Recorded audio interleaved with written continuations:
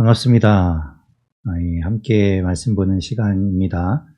이 시간에 함께 하시는 모든 분들 환영하고 축복합니다. 잘 오셨습니다. 인사드리겠습니다. 오늘 같이 말씀 볼 텐데, 말씀을 보기 위해서, 또 말씀 사모해서, 하나님의 말씀 알고 싶어서 오신 분들의 마음을 주님께서 아시는 줄로 믿고, 또 그 마음을 받으시고, 그 말씀 가운데 우리에게 은혜를 주실 것으로 믿습니다.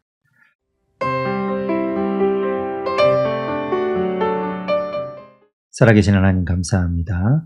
하나님, 우리를 주님의 말씀 앞으로 불러주시고 주님 말씀 보게 하시고 듣게 하심에 감사합니다. 하나님, 우리가 하나님을 찾고 하나님 앞에 나아갈 수 있는 마음 주셔서 감사합니다. 하나님, 그 마음을 받으시고 우리에게 성령님을 주셔서 그 말씀을 깨달아 아는 시간 되게 하여 주시고 그 말씀에 은혜 받는 시간 되게 하여 주시옵소서. 하나님은 우리에게 좋은 것을 주시는 분, 하나님은 우리에게 정말 선한 것으로 역사하시는 분임을 우리가 믿고 나아가오니 주님 주시옵소서. 주님 들려주시옵소서. 하나님, 그 말씀이 우리의 삶에 그냥 흘러가는 것이 아니라 우리 삶에 열매 맺고 자리 잡고 뿌리 내릴 수 있도록 주님 도와주시옵소서. 모든 것 주님께 맡깁니다. 함께하여 주옵소서. 예수님 이름으로 기도드립니다. 아멘. 3장 1절에 보면 아내들아 라고 이야기하면서 이제 부부간에 이야기할 때 먼저 아내들에게 당부하는 내용을 이야기합니다. 아내들아 이와 같이 자기 남편에게 순종하라. 그러니까 꼭 남편에게 우리가 어떤 이게 무슨 가부장적인 제도 안에서 남존 여비의 사상을 이야기하는 거냐 이런 게 아닙니다. 앞에서 계속 이야기했듯이 우리는 누구에게나 순종하고 누구에게나 그렇게 사랑으로 낮아지며 겸손하게 나아가야 한다는 거예요. 근데 다만 이제 위치에 따라서 아내는 남편에게, 남편은 아내에게 이렇게 이야기하는 거지 꼭 아내가 남편에게 무조건적으로 순종해야 된다. 남편이 위에 있다 이런 이야기 아니에요. 오해하시면 안 돼요. 그래서 남편에게 순종하라 라고 이야기하면서 그것은 왜 그런가 이제 중간에 말하죠. 이는 혹 말씀을 순종하지 않는 자라도 남편이 혹시나 말씀대로 살아가지 않는, 말씀을 순종하지 않는 예수 그리스도를 믿지 않는 사람일지라도 그 아내의 행실로 말미암아 구원을 받게 하려 합니다. 그러니까 그 남편에게 순종하는 자세로 낮아짐으로 섬기는 자세로 나아갈 때 그 아내의 행실을 보고 남편이 저 사람이 왜 저렇게 달라졌지? 저 사람이 믿는 예수가 누구길래 저 사람이 저렇게 나를 섬기고 나에게 순종하는 것이지? 라고 하면서 구원받을 길이 열릴 수 있다는 거죠. 그래서 이제 그런 이야기를 하고 있는 거예요. 이전에도 사도 바울도 그런 이야기 했었어요. 사도 바울도 역시나 마찬가지 순종해야 하는 남편은 또 아내를 사랑하고 아내는 남편에게 순종해야 된다는 이야기를 했었어요. 네, 에베소서 5장과 골로새서 3장에서 보면 이제 사도 바울이 이야기했죠. 아내들에게, 남편들에게 각각 이야기했었습니다. 아내들이여 자기 남편에게 복종하라. 복종하기를 주께 하라 라는 이야기가 이제 공통된 이야기였고 남편들에게는 아내를 사랑하라. 아내 사랑하기를 그리스도께서 교회를 사랑하시는 것처럼 그렇게 아내를 사랑하라라고 이야기했었죠. 이게 어떤 용어의 차이일지는 모르지만 결국 서로 순종하고 서로 사랑하고 서로 섬겨야 한다는 것을 이야기하고 있는 거예요. 이 사도 바울과 마찬가지로 베드로 사도도 동일한 이야기를 하고 있는 것이죠. 그런데 이제 이 베드로 사도는 그것이 이제 아내를 통해서 남편이 이제 구원받을 수 있는 길이 열릴 수도 있기 때문에 그렇게 하라고 이야기하는 겁니다. 그러면서 이제 그 아내들에게 이야기하는 것이 2절부터 보면 두려워하며 정결한 행실 그것을 가지고 이제 남편이 구원받을 수 있지 않겠는가라고 이야기하면서 3절에 보면 4절에 이제 그 아내들이 거치장, 겉모습을 단장하는 데 시간을 두고 거기에 전념하기보다는 오히려 속사람, 마음에 숨은 사람을 우리가 잘 온유하게 또 안정한 심령에 썩지 아니할 것으로 하는 것, 그것이 하나님 보시기에 합당하다라고 이야기하고 있죠. 그러니까 겉모습과 겉치장에 신경 쓰느라 우리의 속마음, 속사람을 우리가 돌보지 않는다면 그것은 옳지 않다는 거예요. 그래서 단장하지 말라는 것이 아니라 거기에 준하는 만큼 오히려 그것보다 더 중요한 것은 우리의 마음속에 있는 사람, 속사람을 우리가 더 살펴야 한다라고 이야기하고 있는 거죠. 사도 바울도 마찬가지로 이제 속사람에 대한 이야기를 했죠. 로마서 7장, 고린도후서 4장, 에베소서 3장에서 각 속사람에 대한 이야기 했었어요. 겉사람과 속사람. 속사람이 하나님의 법을 즐거워하고 하나님 말씀대로 살아가려고 하고 속사람이 거듭난 우리의 모습이라는 것, 하나님 말씀을 따라가려고 하는 그 모습, 우리의 양심, 우리의 영혼을 이야기하는 것을 이제 볼 수 있었습니다. 그런데 이제 이 베드로 사도 역시 이제 마음에 숨은 사람이라고 해서 그 속사람과 동일한 의미로 이제 이야기하는 걸 볼 수 있죠. 그러면서 이제 5절부터 이야기하는 건 5절, 6절에 보면 우리가 그렇게 아내들 이야기입니다. 아내들이 하나님 말씀 앞에서 속사람을 살피고 그리고 하나님께서 보시기에 합당한 행실을 하면서 살아갈 때 5절에 보면 전에 하나님께 소망을 두었던 거룩한 부녀들, 그러니까 믿음의 조상들 가운데 남자만 있는 것이 아니라 여성들도 있었죠. 대표적으로 뭐 여기 나오지만 사라도 이제 믿음의 여성이잖아요. 그리고 또 뭐 한나도 있고 여러 이제 믿음의 여성들이 있습니다. 그들을 이야기하는 거예요. 그들이 보면 다 하나같이 남편에게 순종하고 그들을 섬기는 모습이었다. 그래서 그 순종함으로 자기를 단장했다라고 이야기하고 있습니다. 사라를 예를 드는데요. 사라가 아브라함을 주라고 이제 칭하면서 순종한 것 같이 그렇게 우리도, 너희도, 아내들도 그렇게 한다면 결국에 그의 딸이 된 것이다 라고 6절 끝에 말하죠. 그 계보를 따라가는 것이다 라고 이야기하고 있는 거예요. 사라가 그러면 아브라함을 진짜로 주님이라고 했는가? 이제 창세기 18장 12절에 보면 사라가 아브라함을 가리켜 주님이라고, 주인이라고 이야기했었습니다. 그래서 이제 사라가 속으로 그 아들 갖게 된다는 이야기를 들었을 때 속으로 웃지요. 내가 너무 노쇠하고 내 주인 아브라함, 내 남편도 늙었는데 어떻게 아들을 낳겠는가, 이제 그런 이야기를 하면서 이제 속으로 웃는 이야기 나오는데 그때 남편을 가리켜 이제 주인이라고, 주라고 했다는 것이죠. 자, 그리고 이제 7절에서는 남편들을 향하여 이야기합니다. 남편들도 역시 아내를 함부로 하는 것이 아니라 그 아내를 귀히 여기고 그 아내에게 순종하고 그 아내를 돌보고 사랑하라고 이야기하는 거예요. 그래서 7절에 보면 남편들아 이와 같이 지식을 따라 너희 아내와 동거하고 그를 더 연약한 그릇이요 또 생명의 은혜를 함께 이어받을 자, 그러니까 하나님의 그 생명의 은혜를 함께 받는 자, 더 연약한 그릇이라는 것은 육체적으로 아무래도 이제 여인이 남성보다는 연약하기 때문에 그렇게 알아서 귀하게 여기고 함부로 하지 않고 귀하게 여기고 사랑하라는 이야기죠. 그렇게 하는 것이 7절 끝에 있는 것처럼 너희 기도가 막히지 않게 하려 함이다라고 이야기합니다. 뭐 그렇게 가족들을, 아내를 그렇게 함부로 하면서 기도가 응답되기를 바라는 것은 하나님이 원하지 않는 것이겠죠. 기도가 막히는 것, 하나님이 그 기도를 듣지 않기 때문이겠죠. 그러니까 아내를 귀히 여기고 사랑하는 것이 우리의 기도가, 남편들의 기도가 하나님 앞에 응답되는 길이라고 이야기하는 거예요. 그리고 8절부터는 이제 그 아내와 남편 사이 이제 부부간의 이야기가 확장되어서 이제 공동체 안에서의 이야기를 하고 있는데요. 8절에 보면 마지막으로 말하노니 너희가 다 마음을 같이하여 동정하며 형제를 사랑하며 불쌍히 여기며 겸손하며, 그러니까 이게 이제 공동체 안에서 서로 마음을 같이하고 또 마음을 나누고 사랑하고 불쌍히 여기고 서로 돕고 그렇게 겸손한 마음으로 서로 낮아지고, 그러면서 9절에 악을 악으로 욕을 욕으로 갚지 말고 도리어 복을 빌어주고 서로 이렇게 챙겨주고 할 때 그것을 위하여 너희가 부르심을 받았다라고 이야기하면서 이는 복을 이어받게 하려 하심이다라고 말씀하고 있습니다. 우리가 그것을 위해서 부르심을 받았다고 이야기하고 있어요. 우리가 이 이야기를 들으면 떠오르는 말씀이 있죠. 창세기 12장 2절, 3절에 보면 하나님께서 아브라함을 부르시면서 하신 말씀이 있어요. 내가 너로 큰 민족을 이루고 내게 복을 주어서 내 이름을 창대하게 하리니 너는 복이 될지라.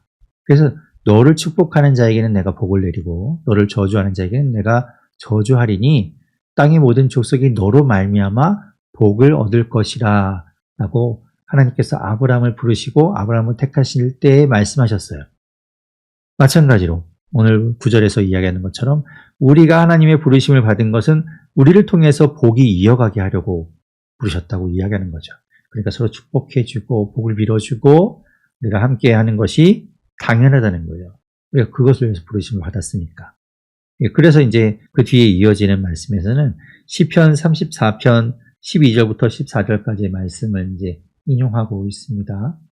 자, 그래서 이 말씀을 가지고 이제 이 베드로 사도가 이제 인용하면서 생명을 사랑하고 좋은 날 보기를 원하는 자는 혀를 금하라.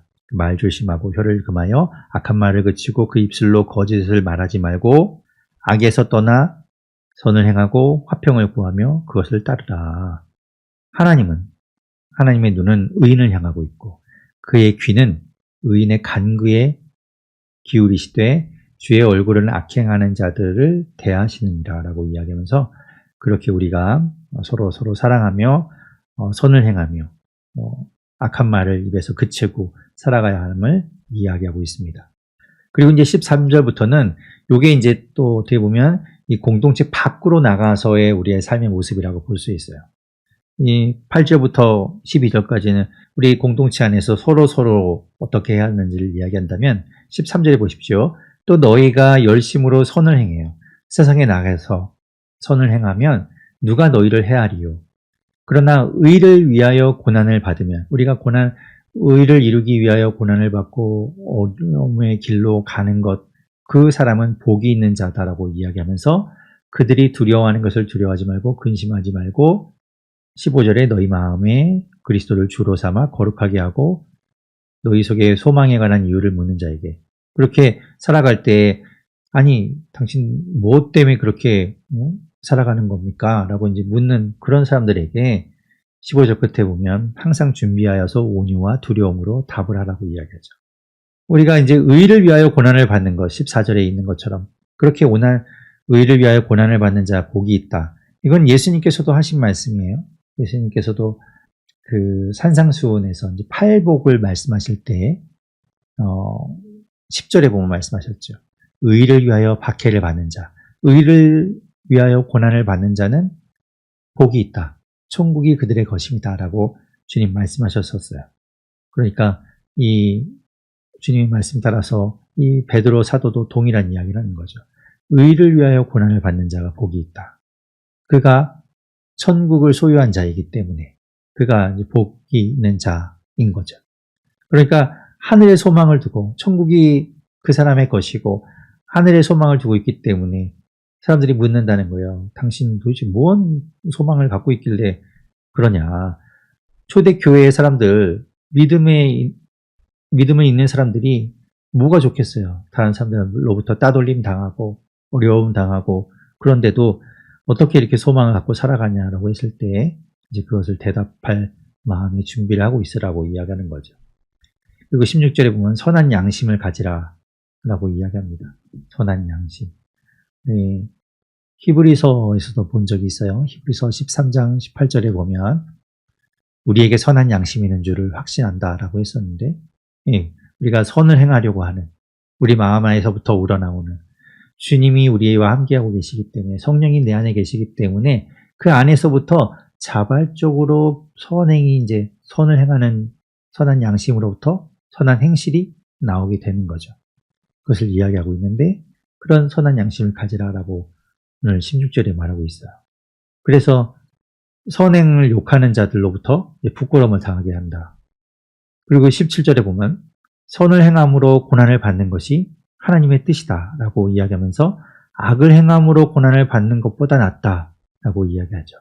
우리가 이 말씀은 이 전장인 2장 20절에서도 본 적이 있어요. 그때 뭐라고 했냐면 죄가 있어서 매를 맞고 참으면 무슨 칭찬이 있으리요. 그러나 선을 행함으로 고난을 받고 참으면 이는 하나님 앞에 아름다우니라 라고 이야기했죠. 그것이 하나님의 뜻이라는 거예요.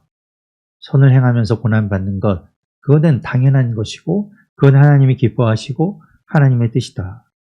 악을 행하면서 받는 고난은 이건 네가 잘못한 거니까 네가 감내해야 되는 것. 이제 그런 이야기죠. 자, 그러면서 이제 18절부터는 그 고난 가운데 우리의 모델 되시는, 고난을 이겨내시고 고난을 참으시는 우리의 모델이신, 우리가 그분을 따라가야 하는 바로 예수 그리스도, 그분에 대해서 이제 이야기합니다. 18절에 보십시오. 그리스도께서도 단번에 죄를 위하여 죽으사 의인으로서 불의한 자를 대신하셨으니 이는 우리를 하나님 앞으로 인도하려 하심이라.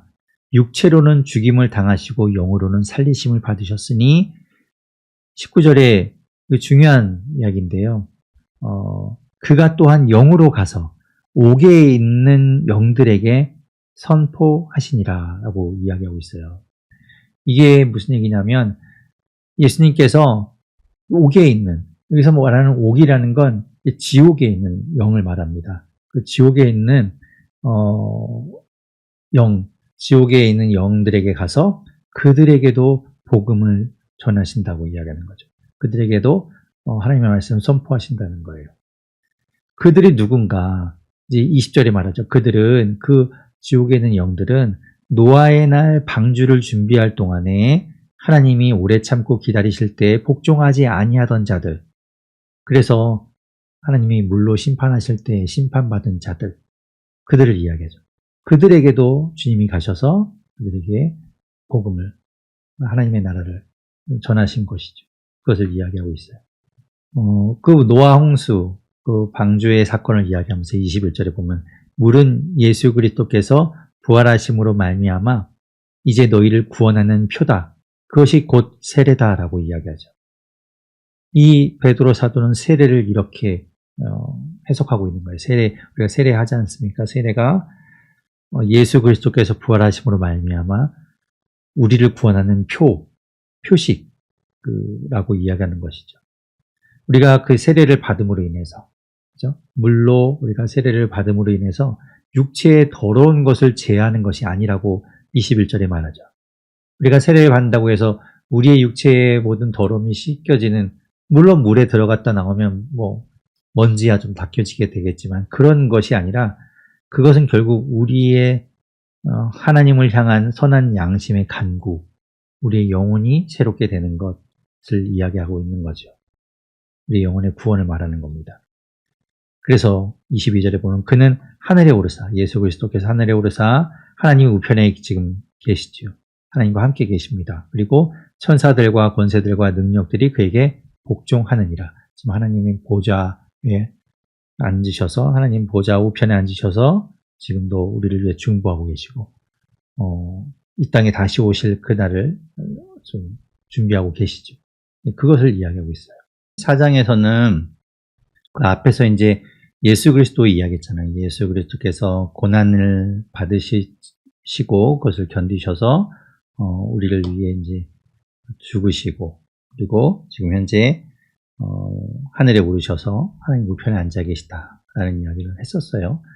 그런데 이제 4장에 오게 되면 4장에서는 그런 예수 그리스도를 믿는 우리 또한 이 땅을 살아가는 삶이 고난의 삶이죠. 이 초대교회 특별히 더 그랬잖아요. 처음에 이제 개관 때도 설명을 드렸지만 예수 그리스도를 믿는다는 것, 초대교회의 교인으로 살아간다는 것은 어려움이 따르고 고난을 받는 그런 삶이었습니다. 이방인들 또한 마찬가지였어요. 그러니까 당시에 이제 주변에 자기가 살던 지역의 사람들로부터 이상하게 여겨졌겠죠. 아니 갑자기 이상한 종교를 믿으면서 이상한 사람들과 어울려 다닌다. 그러면서 따돌림 당하고요. 또 유대인들도 마찬가지죠. 유대인들로부터 또 따돌림 당하고, 그렇게 같은 민족들에게도 이제 소외되고, 그리고 여러 가지 그렇게 소외되다 보면 경제 공동체 안에서도 배제되고, 그러면 경제적으로 또 정신적으로 여러 가지 어려움에 처할 수밖에 없어요. 본격적으로 로마에 박해가 있었느냐 없었느냐 그것 또한 뭐 중요한 일이지만 그 이전에 이미 그들이 살고 있는 지역 안에서 여러 가지 어려움이 있었다는 거예요. 그런 고난이 있었다. 자, 그런 고난이 우리에게 있다. 이제 그런 걸 이야기하죠. 4장을 보겠습니다. 4장 1절에 보면 그리스도께서 이미 육체의 고난을 받으셨으니 여기서 예수님께서 십자가에 달리시고 맞으시고 찢기시고 피 흘리시고 육체의 고난을 받으시고 결국에 죽음까지 이르셨잖아요. 그러니까 그런 육체의 고난을 받으셨으니 너희도 같은 마음으로 갑옷을 삼으라 라고 이야기하면서 이는 육체의 고난을 받은 자는 죄를 그쳤음이니 라고 이야기하면서 우리의 육체의 고난, 육체의 어려움 이런 것들이 결국에 죄를 멀리하는 죄에서부터 멀어지게 되는 그것과 연결이 된다라고 이야기하고 있는 거죠. 그래서 우리가 육체의 고난 또 어려움의 그 모든 고난이 결국에는 예수 그리스도를 믿는 믿음으로부터 시작되는 그 고난이기 때문에 그것이 죄를 그치게 되는 또 역할을 하게 되죠. 우리 이전에 보았던 사도 바울의 서신 가운데 로마서 6장을 대표적으로 한번 보면요. 로마서 6장에서도 사도 바울이 이런 얘기 했었어요. 우리가 알거니와 우리의 옛사람이 예수와 함께 십자가에 못 박힌 것은 죄의 몸이 죽어 다시는 우리가 죄에게 종노릇하지 아니하려 함이니 그래서 이는 죽은 자가 죄에서 벗어나 의롭다 하심을 얻었습니다. 우리가 예수 그리스도와 함께 십자가에 함께 죽는 거예요. 예수님이 죽으셨지만 그 십자가의 죽음은 우리의 죽음입니다. 그래서 우리가 함께 죽는 것인데 그렇게 죽은 자가 죄에서 벗어나 의롭다 하심을 얻게 된 거예요. 그러니까 죄가 그치게 된 것이죠. 그렇기 때문에 이제 우리는 어떻게 살아가야 합니까? 그 죄의 종으로 죄에 묶여서 죄를 지으며 살아가는 인생이 아니라 이제는 의에 대하여 살아가는 인생, 죄에 대하여 이제 단번에 죽음으로 이제 끝난 청산된 삶을 살아야 한다는 거죠. 그것을 이야기해요. 자, 오늘 본문으로 다시 돌아와서 보면요. 오늘 보면 2절에 보면 그 후로는 다시 사람의 정욕을 따르지 않고 하나님의 뜻을 따라 육체의 남은 때를 살게 하려 함이라. 이제 이전처럼 우리가 똑같이 육체의 정욕을 따라서 살아가는 삶이 아닌 거예요. 이제 하나님의 뜻을 따라 살아가는 삶. 그래서 앞에서 순종에 대한 이야기 했었으니까요. 그것을 하나님의 말씀을 순종하며 살아가는 삶을 살게 되는 것이죠. 3절에 보십시오. 너희가 전에는 음란하고 정욕과 술 취함과 방탕과 향락과 무법한 우상 숭배를 하여 이방인의 뜻을 따라 행한 것은 지나간 때로 족하다. 이제 그건 다 지나간 일입니다. 예수 그리스도를 믿기 전의 일이에요. 이제는 우리가 그것으로부터 끊어진 존재이죠.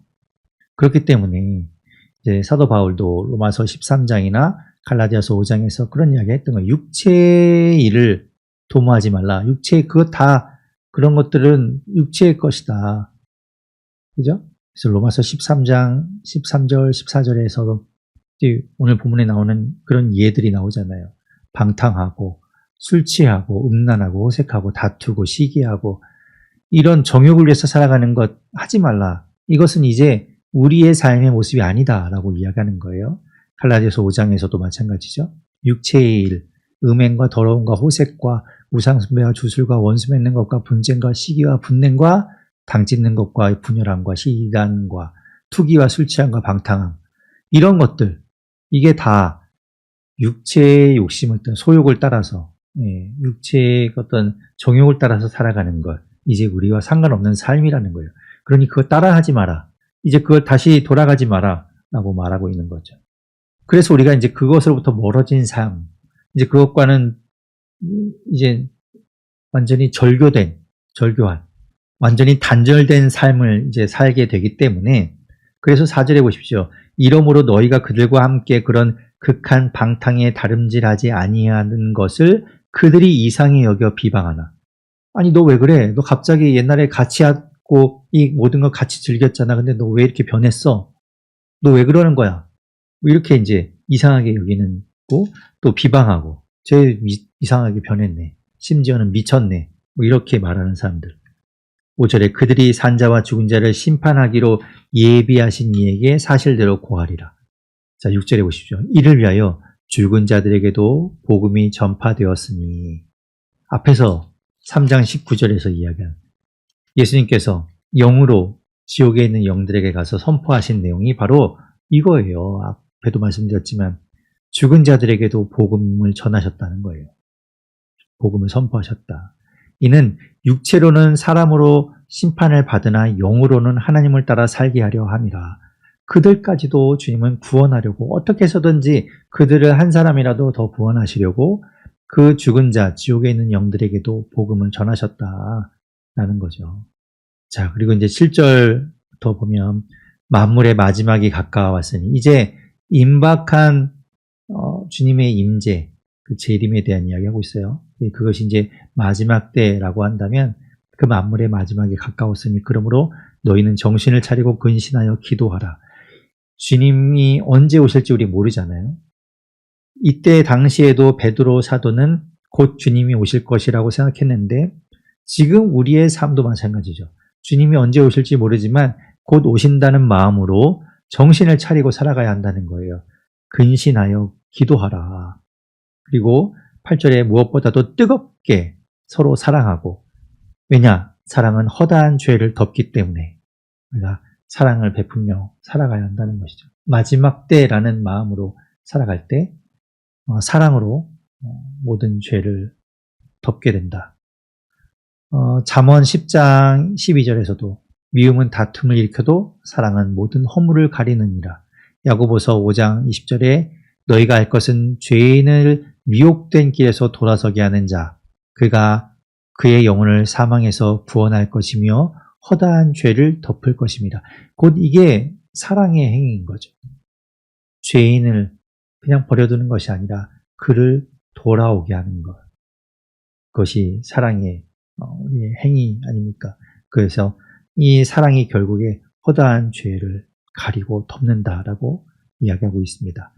그래서 또 다시 이어서 이제 9절부터 서로 대접하기를 원망 없이 하고 은사대로 서로 봉사하고 서로 돕고 서로 봉사하고 섬기고 11절에 말할 때는 하나님의 말씀을 하는 것 같이 하고 봉사할 때는 하나님이 공급하시는 힘으로 하라. 이는 범사에 예수 그리스도로 말미암아 하나님이 영광을 받으시게 하려 합니다. 그렇게 함으로 인해서 하나님이 영광을 받으신다는 거예요. 그러니까 서로 사랑하고 섬기고 봉사하고 그럴 때 하나님이 영광을 받으신다라고 이야기하고 있습니다. 자, 계속해서 이제 고난에 대한 이야기하고 있어요. 지금 이 초대교회 이 베드로 전서를 받는 사람들이 고난 가운데 있거든요. 그들을 향하여 이제 이야기하는 거죠. 12절부터 보십시오. 사랑하는 자들아, 너희를 연단하려고 오는 불시험을 이상한 일 당하는 것 같이 이상히 여기지 말고 연단하려고 우리를 힘들게 하는 불시험이 있다는 거예요. 근데 그것을 이상하게 여기지 마라. 그것은 어쩌면 예수 그리스도를 믿는 사람으로서 그리스도인으로서 당연한 일이다라고 이야기하고 있죠. 비슷한 이야기로요. 요한 1서 3장에 보면요. 이런 말씀이 있어요. 3장 13절에 보면 형제들아 세상이 너희를 미워하여도 이상히 여기지 말라. 예수 그리스도를 믿는 그리스도인으로서 이 땅을 살아간다는 건 미움받는 거예요. 이상하게 여겨지는 거예요. 그렇게 사람들이 우리를 이상하게 여기거나 또 미워하여도 그것을 이상하게 여기지 말고 당연하게 여겨라. 마찬가지로 오늘 12절에서도 우리에게 어려움이 찾아오고 불시험이 찾아오더라도 그것을 이상하게 여기지 말라. 근데 그것은 우리를 망하게 하고 우리를 죽이려는 것이 아니라 연단하려고 온다는 거죠. 우리를 더 성장시키고 우리를 더 성숙시키고 하나님의 사람으로서 더 자라가게 하기 위해서 오는 불시험이라는 거예요. 그렇기 때문에 13절에 오히려 너희가 그리스도의 고난에 참여하는 것으로 즐거워하라. 오히려 즐거워하라. 이는 그의 영광을 나타내실 때에 너희로 즐거워하고 기뻐하게 하려 함이라. 14절에 보면 너희가 그리스도의 이름으로 치욕을 당하면 복 있는 자로다. 영광의 영 곧 하나님의 영이 너희 위에 계심이라. 이 말씀 또한 그 산상수훈의 말씀인 아까 보았던 마태복음 5장 10절 뒤에는 마태복음 5장 11절 12절의 말씀을 떠올리게 합니다.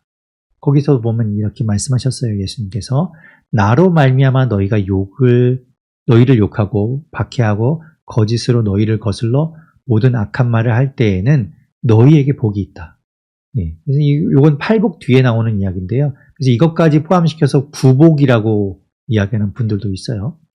그래서 이제 그것이 복이다라고 이야기하면서 그럴 때 기뻐하고 즐거워하라라고 예수님 말씀하셨죠. 왜냐하면 하늘에서 너희의 상이 크기 때문이다.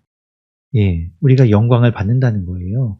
그게 이제 오늘 본문에도 이제 동일한 의미로 이야기하고 있잖아요.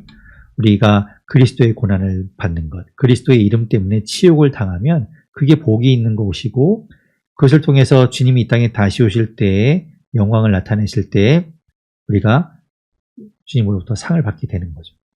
그러니 기뻐하고 즐거워라 라고 말하고 있습니다.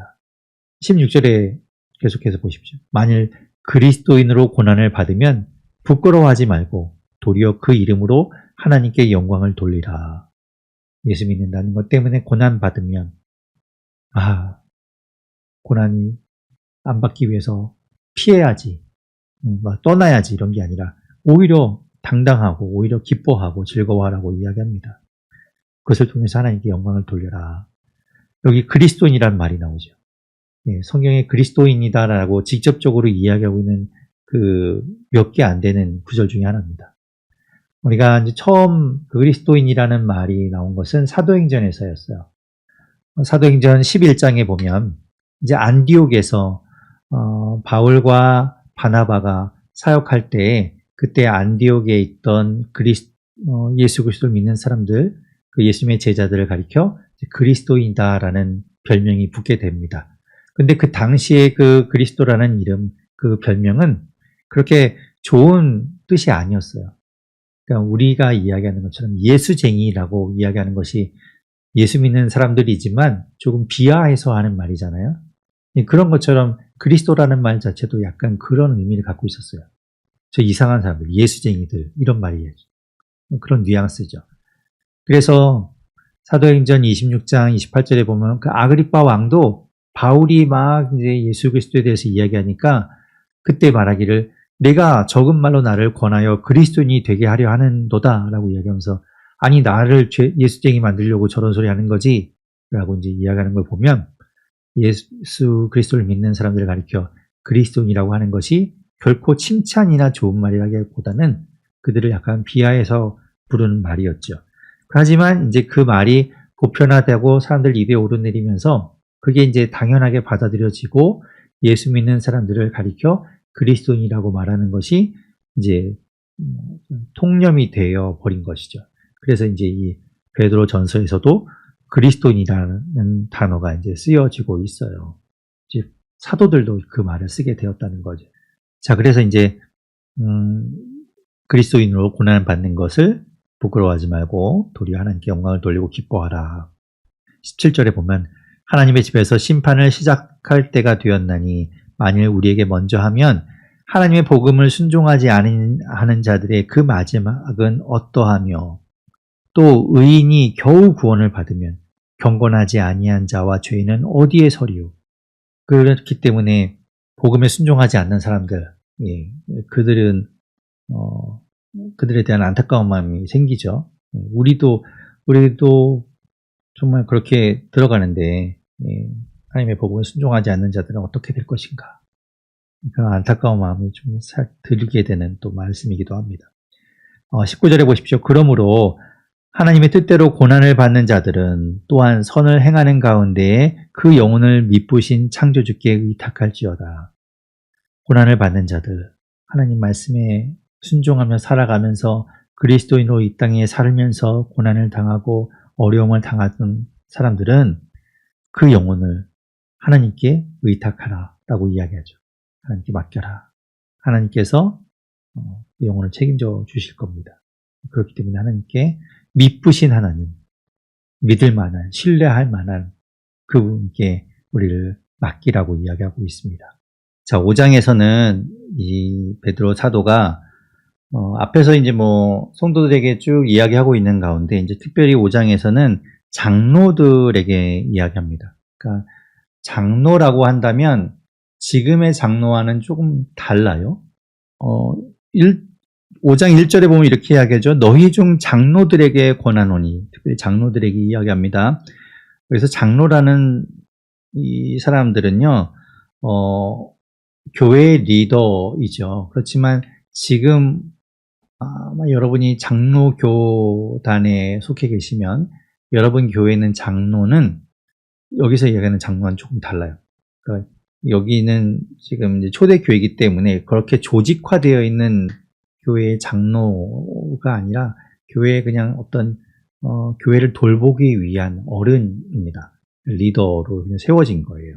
그래서 그런 사람들을 이제 장로라고 칭했고, 장로가 이제 나중에 치리하는, 돌보는 장로가 되고, 또 그 중에서 일부의 장로들은 가르치는 장로라고 해서, 이제 그들은, 나중에 이제 목회자로, 세워지게 되는, 좀 세분화되게 되는데요.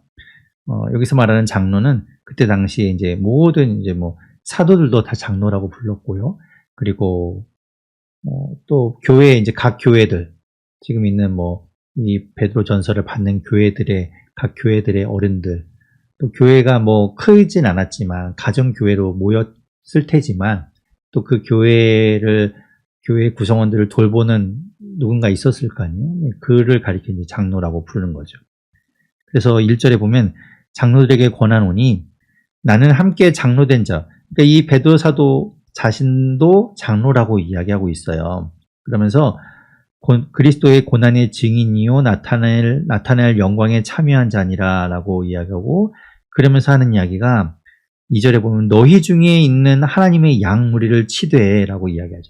그러니까 이 장로라는 직분 자체가 어떤 뭐 지금처럼 장로 고시를 치우고 시험을 보고 어떤 절차를 거쳐서 장로가 되는 그런 셈이 아니라, 그러니까 교회를 돌보는 그런 어른인데, 그렇기 때문에 당연히 교회를 돌봐야 되겠죠.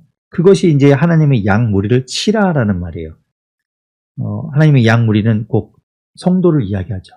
그 교회 안에 있는 성도들을 잘 돌보라, 이런 이야기입니다.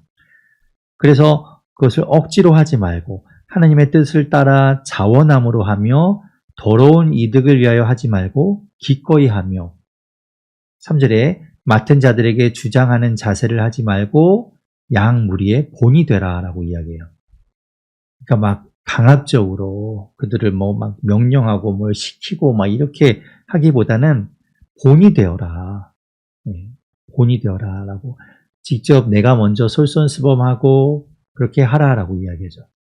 우리 이제 리더십이라는 말이 지금은 뭐 살짝 유행이 지난 말처럼 되어서 잘 쓰이지 않지만, 한참 리더십이라는 말이 이렇게 유행할 때는요, 그 리더십이 바로 이런 거였어요.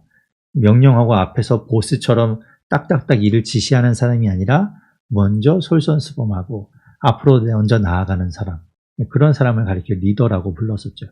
그게 리더십인 바로 그런 건데, 여기서 말하는 게 이제 그런 거죠. 그런 진정한 리더십을 보여주라고 이야기하는 거예요. 어쩌면 그 리더십이라는 말이 자체가 바로 이런 거, 이 기독교의 어떤 전통에서 비롯되었다고도 볼 수 있겠죠. 자, 그래서 이제 이 사도 베드로가 이제 이런 이야기를 하고 있는데요. 그거는요, 이 베드로 사도가 그런 이야기 하는 것이 좀 더 특별하게 다가오죠. 왜냐하면 사실 예수님께서 베드로에게 이야기하셨던 내용이거든요. 예수님께서 부활하신 이후에 갈릴리에 나타나셨을 때, 그때 이제 베드로에게 하신 말씀 중에 3번 예수님을 부인했던 베드로에게 3번 말씀하셨죠. 네가 나를 사랑하느냐라고 물으시고, 그때마다 이 요한복음 21장 15절부터 17절에 보면 3번 물으신 다음에 말씀하시기를 내 어린 양을 먹이라, 내 양을 치라, 그리고 내 양을 먹이라, 이렇게 말씀하셨어요. 그 내 양이라는 게 주님의 사람들, 그죠? 그 성도들, 신자들, 하나님의 자녀, 그들을 말하죠. 그들을 먹이고 그들을 돌보라고 이야기했었잖아요. 이게 베드로에게 주님께서 말씀하신 어떤 사명인데 지금 그 사명을 받은 베드로가 교회의 장로들에게 또 다시 한번 이야기하는 거예요. 자신이 예수님께 받은 것처럼 양 무리를 치라 이렇게 이야기하는 거죠. 그래서 더 특별하게 다가오잖아요. 그러면서 이제 양 무리의 본이 되라 3절 끝에 이야기하고 4절에 그리하면 목자장이 나타나실 때 목자장은 예수 그리스도시죠. 우리의 진정한 선한 목자 되시는 예수님. 그 예수님이 나타나실 때 시들지 아니하는 영광의 관을 얻으리라. 예, 하나님께 칭찬받게 된다는 거죠. 본이 되라. 그래서 사실 사도 바울은 본이 되기 위해서 부단히 애를 썼어요. 빌립보서 3장과 데살로니가 후서 3장에 보면 본이 되었다. 우리를 본받아라 라고 이야기하죠. 우리가 그렇게 본이 되려고 노력했다. 우리를 본받게 하려고 애썼다. 이런 이야기를 합니다. 그러니까 사도 바울이 가는 곳마다 말로만 이야기하는 것이 아니라 직접 삶으로 그가 보여주려고 했고 그 믿음을 살아내려고 했던 그걸 보고 따라하고 본으로 삼고 살아가기를 원했던 것처럼 이 베드로도 역시 동일한 이야기하는 겁니다. 또 장로들에게 이야기하기를 여러분도 본이 되어 살아가십시오. 그래서 여러분의 교회의 성도들이 여러분을 보고 배우고 그 길을 따라갈 수 있도록 그렇게 먼저 앞장서십시오 라고 이제 이야기하는 거죠. 그리고 5절에서는 젊은 자들아, 앞에서 이제 장로들은 어른들을 이야기한다면 이제 이 젊은 자들은 이제 젊은이 또 특별히 어떻게 보면 교회에 새롭게 이제 온 사람들이라고 할 수 있겠죠. 그들을 향해서 이야기하는 것이 장로들에게 순종하고 서로 겸손으로 허리를 동이라. 서로 섬기고 순종하고 낮아짐으로 돌보라고 이야기하는 거죠. 왜 그런가? 하나님은 교만한 자를 대적하시되 겸손한 자들에게는 은혜를 주시느니라. 하나님은 교만한 자를 싫어하세요. 스스로를 높이고 머리 꼿꼿하게 세우고 목이 굳어져 있는 그 사람은 싫어하시죠. 낮은 자세로 항상 자기를 낮추고 들으려고 하고 귀를 기울이고 순종하려고 하는 그 사람을 하나님이 기뻐하시고 은혜를 주신다는 거죠. 이것 또한 우리가 본 적이 있는데요. 야고보서에서 본 적이 있어요. 야고보서 4장 말씀에 보면 6절에 이렇게 말합니다. 그러나 더욱 큰 은혜를 주시나니 그러므로 일렀을 때 하나님이 교만한 자를 물리치시고 겸손한 자에게 은혜를 주신다 하였느니라. 그리고 이제 오늘 본문인 5장 6절에 보면 하나님의 능하신 손 아래에서 겸손하라 때가 되면 너희를 높이시리라 라고 말씀하셨는데 야고보서 4장 10절에서도 주 앞에서 낮추라 그리하면 주께서 너희를 높이시리라 라고 말씀하고 있었습니다. 동일해요. 야고보 사도, 베드로 사도, 바울 사도 다 동일한 겁니다. 겸손하라. 특별히 하나님 앞에서 겸손하라. 하나님 말씀에 귀를 기울이고 하나님 앞에서 낮아지고 하나님께 순종하며 나아가라. 하나님이 그 사람을 은혜를 주시고 그를 높이신다라고 말씀하고 있죠. 자, 그리고 이제 7절에 보면 그렇기 때문에 염려를 다 주께 맡기는 거예요. 겸손하기 때문에. 교만한 사람은요, 맡기지 못합니다. 교만한 사람은 내 염려를 내가 해결해야 돼요. 그게 교만입니다. 하나님한테 맡기지 못해요. 그래서 그걸 자기가 끌어안고 있죠. 그런데 겸손한 사람은 하나님 앞에 맡기는 거예요. 염려를 다 주께 맡기라라고 7절에 말하고 있죠. 하나님께 맡기면 하나님이 돌보십니다. 우리 시편에서 이제 본 적이 있는 말씀 가운데 시편 37편, 시편 55편에 보면 각각 37편에서는 내 길을 여호와께 맡기라. 그를 의지하면 그가 이루시고 라고 말씀하셨고 시편 55편 22절에서는 내 짐을 여호와께 맡기라. 그렇게 말씀하셨었어요. 그런데 이제 이 베드로 전서에서는 염려를 주께 맡기라라고 이야기하죠. 주께 맡기는 겁니다. 겸손하게 주님 앞에 맡기고 주님께 의지하며 나아가는 것. 그때 주님께서 우리를 돌보시고 주님께서 이루신다고 이야기하는 거죠. 그리고 8절에 보십시오. 근신하라 깨어라 너희 대적 마귀가 우는 사자같이 두루 다니며 삼킬 자를 찾나니. 마귀가요, 우리의 대적인 마귀가 우리 주변에 늘 서성이며 뭐 호시탐탐 노리고 있다는 거예요. 그러다가 틈만 보이면 언제든지 이 우는 사자와 같이 달려들어서 삼키려고 한다는 거죠. 예, 사단이, 우리의 대적인 마귀가 그렇다는 거예요. 그래서 우리가 특별히 우리가 시험을 당하는 것이 아니라 그렇게 우리가 조금의 틈을 보일 때 마귀가 우리를 공격합니다. 그렇기 때문에 깨어 있으라 라고 이야기합니다. 그리고 9절에 보십시오. 너희는 믿음을 굳건하게 하여 그를 대적하라 라고 이야기하죠.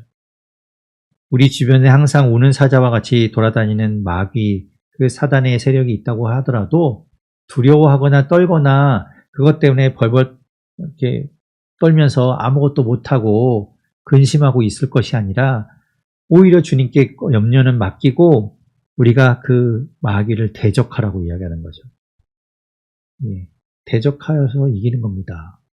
우리가 마귀에게 벌벌 떨 우리가 아니에요. 사실 우리는 마귀에게 이길 수 없는 존재입니다. 마귀는 우리보다 훨씬 더 강력해요. 그러니까 우리가 마귀에게 지고 때로는 넘어지기도 하잖아요.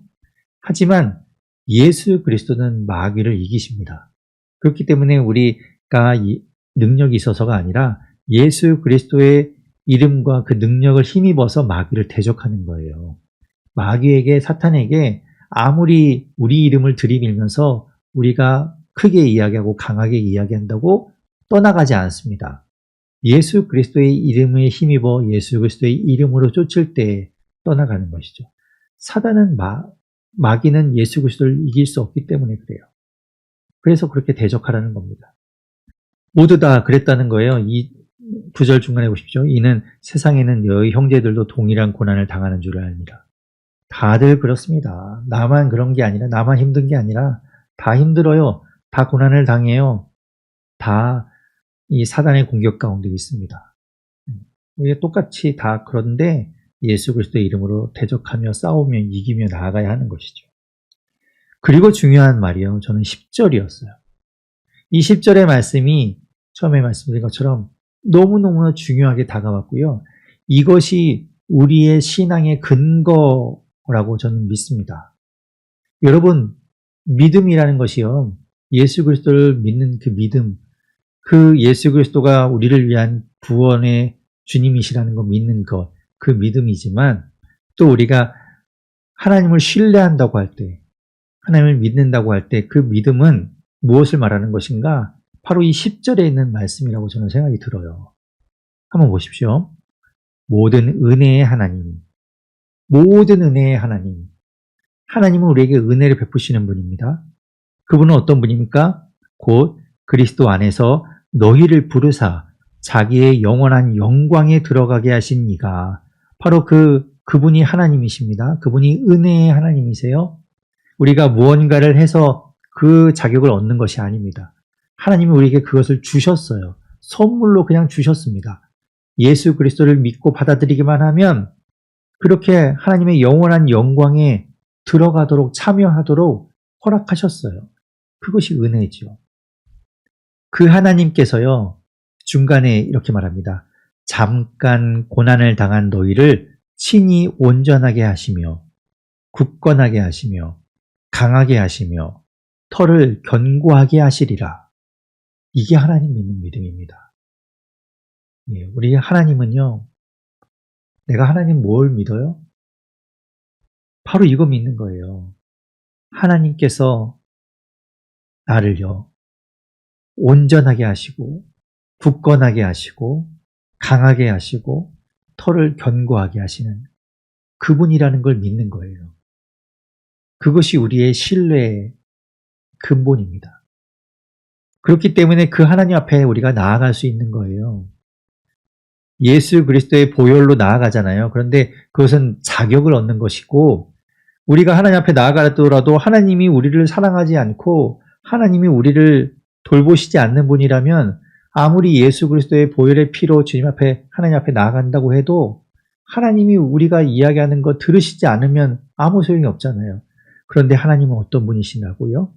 우리를 친히 온전하게 하시고 굳건하게 하시고 강하게 하시고 털을 견고하게 하시는 분이라는 거죠. 우리를 사랑하시는 분이라는 거죠. 끝없이. 그렇기 때문에 우리가 주님 앞에 나아갈 수 있는 거고요. 주님 앞에 이야기할 수 있어요. 기도할 수 있어요. 주님이 설령 우리가 기도한 대로 해주시지 않더라도 내 삶에 조금 어려움이 있더라도 하나님은 우리를 외면하는 분이 아니에요. 우리를 온전하게 하시고 반드시 우리를 굳건하게 하시고 강하게 하실 것이니까 그것을 신뢰함으로 우리가 원치 않는 길을 가거나 원치 않는 고난을 겪고도 하나님을 의지하며 나아가게 되는 거죠. 여러분 이런 믿음 가지시기 바랍니다. 이게 너무너무 중요해요. 그러니까 우리가 기도하다가 막 정말 작정 기도하고 100일 기도하고 뭐 1000일 기도하고 기도했는데 우리가 원하는 것을 놓고 기도했는데 그 기도대로 되지 않아서 실망하고 떠나는 사람들, 하나님으로부터 등을 돌리는 사람들 그 마음은 충분히 이해돼요. 하지만요. 하나님은 여러분을 버리는 게 아니에요. 하나님은 여러분을 사랑하시고요. 반드시 여러분을 온전하게 하시고 더 좋은 길로 인도하실 거예요. 그 하나님을 신뢰하라는 거예요. 지금 당장은 그렇게 안 되더라도 그 하나님의 선하심과 하나님의 역사하심을 믿는 거죠. 그게 중요하다. 그게 너무너무 중요한 겁니다. 그래서 저는 오늘 이 10절의 말씀이 정말 여러분 펜 가지고 계시면 막 진짜 별표 한 10개 막 하셨으면 좋겠어요. 그리고 진짜 그 하나님을 믿는 믿음이 여러분 안에 있기를 바랍니다. 자, 그리고 이제 12절부터 이제 끝인사 하죠. 편지니까. 12절에 보면 내가 신실한 형제로 하는 실루아노로 말미암아 너희에게 간단히 썼다라고 이야기합니다. 이 베드로가 친필로 쓴 것이 아니라 실루아노가 대신 써줬다라고 이야기하고 있죠. 여기서 말하는 실루아노가 누군가 하면요. 우리 바울과 함께 이제 전도 여행을 했던 신라를 여러분 기억하실 거예요. 네, 고구려 백제 신라 할 때 그 신라가 아니라 리을 받침이죠. 신라. 그래서 사도행전에서는 바울과 함께 사역했던 신라를 신라라고 기록합니다. 이 사도행전은 누가 기록했습니까? 네, 누가가 기록했죠. 누가 기록했는가? 누가가 기록했습니다. 그래서 그 누가는 계속해서 이 사도행전에서 신라라고 이름을 이제 기록하고 있어요. 신라는 아마도 실루아노의 축약된 이름인 것 같아요. 그러니까 아무래도 이제 신라와 친밀했기 때문에 일부러 이제 좀 축약된 이름, 별명처럼 불렀는지 모르겠지만 아무튼 사도행전에서는 계속해서 신라라고 기록이 되어 있어요. 지금 15장 40절을 제가 띄워놨는데 이것뿐만 아니라 신라라는 이름이 많이 나옵니다. 바울과 함께 사역했죠. 그런데 바울의 서신인 고린도 후서나 데살로니가 전후서에 보면요. 거기에는 다 신라가 아니라 실루아노라고 정식 이름으로 이제 다 기록되어 있어요. 그러니까 바울은 그를 가리켜 실루아노라고 불렀고 누가는 신라라고 이제 부른 걸 알 수 있죠. 그래서 이제 실루아노와 신라가 같은 사람입니다. 그 실루아노가 이제 여기서 베드로 대신해서 이제 편지를 써주고 있는 거예요. 그래서 그가 대신 써서 권하고 이것이 하나님의 참된 은혜임을 증언하노니 너희는 이 은혜에 굳게 서라. 저도 마찬가지입니다. 여러분도 그 은혜에 굳게 서십시오. 앞에 10절에서 이야기한 그 하나님의 모든 은혜, 하나님의 은혜 거기 위에 굳건히 설 수 있기를 바랍니다. 자, 그러면서 13절에 보면 이제 안부하기를 바벨론에 있는 교회가 너희에게 문안한다라고 이야기하는데 처음에 개관에서 말씀드린 것처럼 이 바벨론이라는 곳이 어디일까? 로마라고 보는 견해가 가장 보편적입니다. 그래서 로마에 지금 이 베드로가 있으면서 로마에 있는 교회들이 이 편지를 받고 있는 소아시아 지역의 교회들에게 문안하고 있다라고 보고 그리고 또 한 사람 내 아들 마가도 그리하느니라 라고 이야기합니다. 여기서 말하는 내 아들 마가는 우리가 아는 마가복음의 저자인 마가 말하는 것으로 보입니다. 실제로 뭐 베드로의 아들이라기보다는 그 마가를 아들처럼 여기고 있는 것 같아요. 참고로 이 마가에 대한 이야기를 조금 이해하면요. 시간이 없으니까 간단하게만 설명을 드리면 이 마가라는 사람은요. 마가복음의 저자라고 알려져 있잖아요. 근데 그가 어떤 사람인가 하면 마가복음 14장에 보면 예수님이 체포될 때 당시에 그 예수님이 체포되는 것을 보고 이제 벌거벗고 있다가 이불을 두르고 있다가 이제 그 이불을 버리고 도망간 청년이 나오는데 아마도 그가 마가일 것으로 보여요. 왜냐하면 다른 복음서에 나오지 않기 때문에 자기 자신을 그렇게 이제 드러낸 것으로 보이는데 그 마가가 누군가 하면요. 그 앞에서 이제 예수님이 마지막 6월절 만찬을 이제 행하실 때 그때 한 집에 가게 되는데요. 그게 이제 13절부터 15절에 나오는 이야기인데 그때 갔던 집이 바로 이 마가 요한이라고도 하는 그 집의 다락방인 것으로 보입니다. 그래서 그 방에 이제 들어가서 거기에서 6월절 만찬을 즐기시고 이제 하시고 또 그리고 그 다음에 이제 그 집에 있던 아들인 마가가 예수님을 따라왔다가 이제 도망가는 이야기 나오고 그리고 예수님이 승천하신 이후에도 계속해서 이제 그 집에 머물렀던 것으로 보여요. 그거 이제 사도행전 1장에 이제 그들이 유하는 다락방이라는 것이 이 마가의 집에 있는 다락방으로 보입니다. 그리고 그 마가야가 요한이라는 이름이고 그의 어머니 마리아의 집이 바로 이제 그 집이라는 것을 12장에서 알 수 있고요. 그리고 이제 그래서 이 마가가 사도 바울과 함께 1차 전도여행 때 함께 떠났다가 바보에서 버가에 이르렀다가 이제 거기에서 이 마가는 도망쳐요. 다시 예루살렘으로 도망쳐 옵니다. 그래서 중간에 힘드니까 이제 집으로 다시 돌아오는데 그것 때문에 이제 2차 전도여행을 떠날 때 바나바가 요한 데리고 가자, 마가를 데리고 가자 했는데 이제 바울이 안 된다고 막 하면서 대판 싸우고 갈라지게 되죠. 그래서 바나바는 마가를 데리고 가고 바울은 실라와 함께 이제 떠나게 되는 거예요. 그때도 이제 실라 얘기 나오네요. 그리고 나서 그 다음에 이제 골로새서 4장에 보면 이 마가가 바로 이 바나바의 조카였다는 것이 나오죠. 바나바의 생질 마가라고 이름을 하고 있는 것을 보아서는 그가 이제 그래서 바나바가 특별히 더 마가를 챙겼던 것으로도 보입니다. 그래서 이제 생질 조카였다는 걸 볼 수 있고 또 이제 그렇게 바울이 마가를 싫어했지만 나중에는 마가를 아주 각별하게 생각했어요. 그래서 마지막 편지라고 불리는 디모데후서 4장에 보면 마가를 데리고 와라. 그가 나의 일에 유익하다라고 마가를 챙겨서 이야기하는 걸 볼 수 있습니다.